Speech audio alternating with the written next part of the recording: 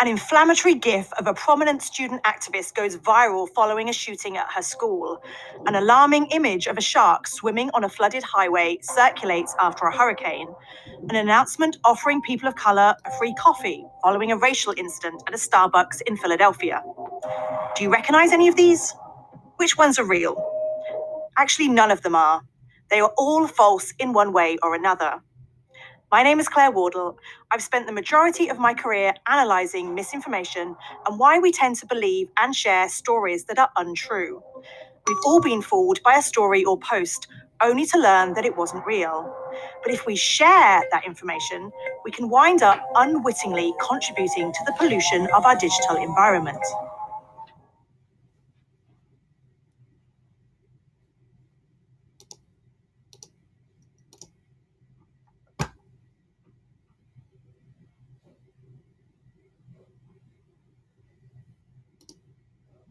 When you hear the term misinformation, you probably think of the phrase fake news. During the 2016 presidential campaign, the term referred to a specific type of misinformation, made-up stories deliberately designed to look like articles by legitimate news outlets. But the term fake news quickly lost its meaning as it was used more broadly in several misleading ways. For example, politicians around the world started to use fake news to describe coverage that they just didn't like. And soon, the term became so watered down that it lost all meaning. That's not what I hear on Fox News. No, it's not. Fact checked you. It's not. But since you brought up fake news, part of this fake news, fake news. In lumping together all manner of misinformation under the term fake news, we also lose out on some important distinctions. I'm not going to give you a question. Can you state categorically? You are fake news. I believe that it's time to just stop using this term. So in this lesson, anytime I need to refer to fake news, I'm going to bleep out the word.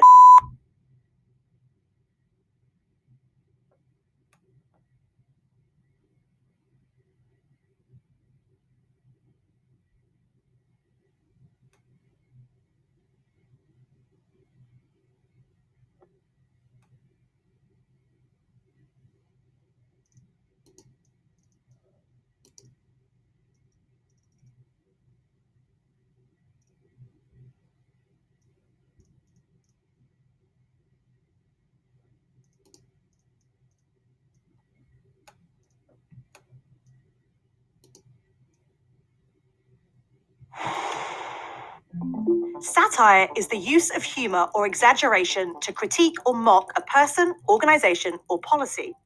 As a form of commentary, satire can contribute to discussions about social or political issues, but satire can be easily misunderstood.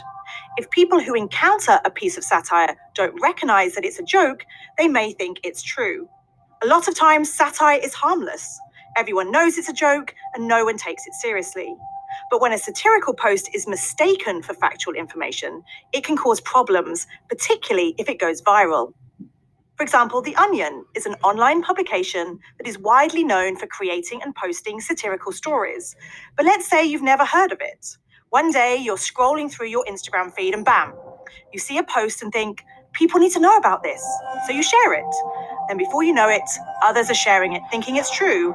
And now you're all contributing to the spread of misinformation. The false information can spread from one social platform to another, sowing confusion as the post gets further and further from its source, all from something that was originally intended as a joke.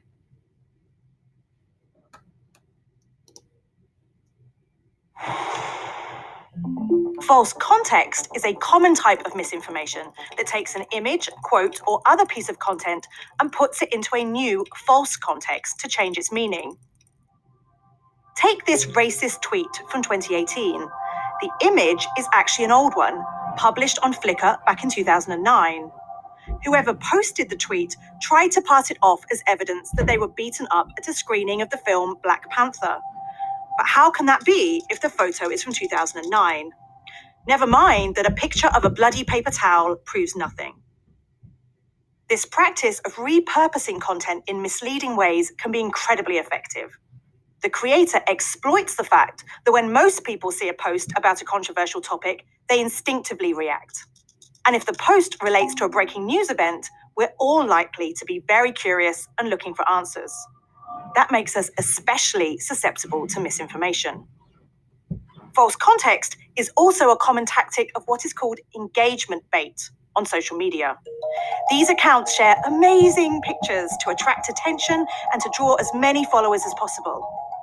But most of the images shared from these accounts have been taken from another context and wrapped in a false story designed to go viral. These accounts use engagement bait to boost the spread of their posts on social media, because the more likes and shares, the wider and larger the audience.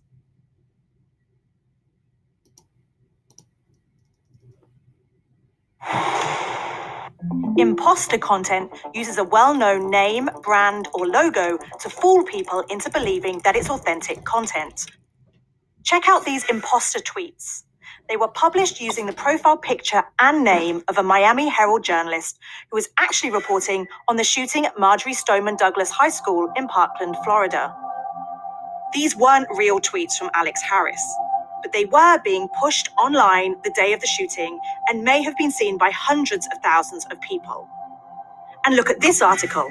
It's designed to mimic the real Guardian news website with its similar but slightly altered web address. This kind of misinformation is much like counterfeit money.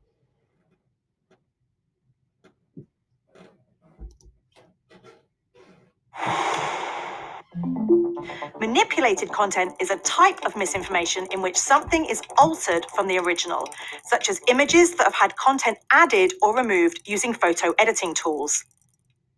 And it's everywhere, like that picture of the shark that was added to a photo of a flooded highway I showed you earlier, or these celebrities who've had the messages on their shirts changed, or these so-called amazing nature photos shared on engagement bait accounts. Today, even videos can be manipulated, like this one, which was created using special effects.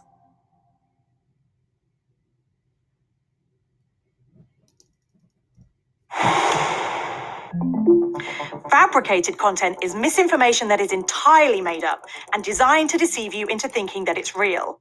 This includes fictional stories that are created to look like legitimate, standards-based news reports, or visual fabrications like these fake Starbucks posters that online trolls use to spread confusion and provoke anger against the company.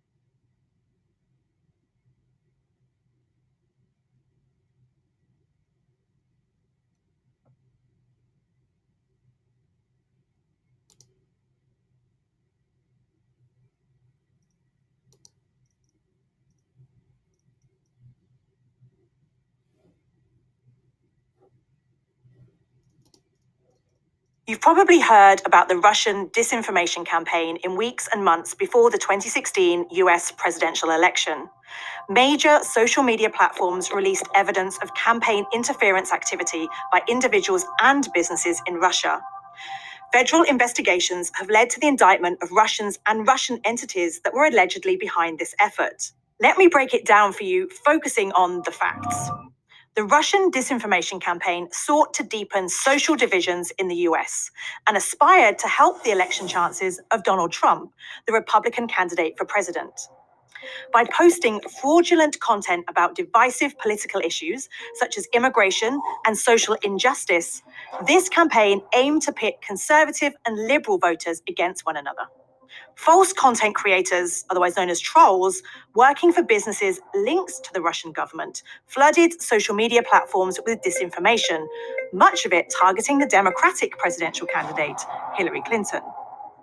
This kind of disinformation campaign is actually a form of information warfare, a propaganda tactic that changes as our information technologies evolve. And this disinformation doesn't just stay on the platforms where we find it. It jumps from one online platform to another.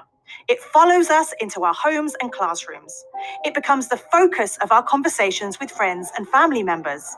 So there are several very good reasons why we should all care about misinformation and disinformation.